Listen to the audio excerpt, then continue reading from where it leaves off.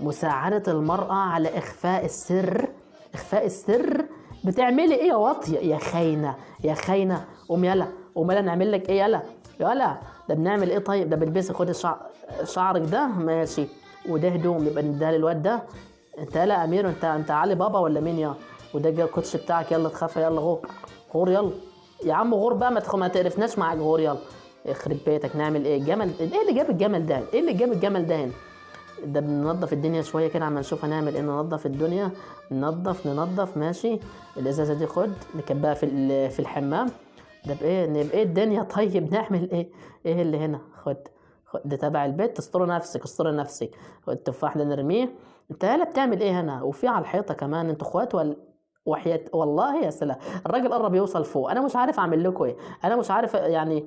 الشباك ده بيتفتح؟ الشباك ده بيتفتح طيب؟ وصل. لكن كنت كاذبة، كشفوكم اتقفشتم. ده محاولة تانية، محاولة تانية.